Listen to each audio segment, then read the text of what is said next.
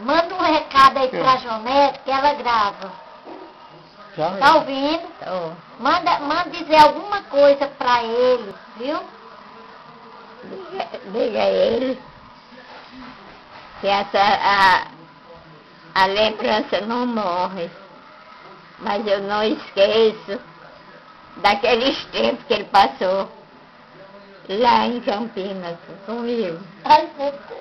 brincando com o carrinho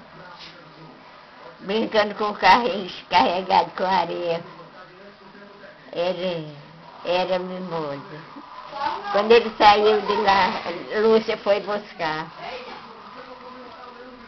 Nós ficamos tão sentidos, eu mais João, que aonde ele passava com o carrinho, a gente cobria, deixava coberto, que era para não acabar o rastro. Ah, Eles Maria, choraram muito. Soneto, era o meu coração. Vocês todos. Mas ele era o primeiro neto. Quer dizer, filho de Lu, o primeiro neto. Eu adorava ele. Agora hoje, eu não sei se ele ainda me tem em conta de avó.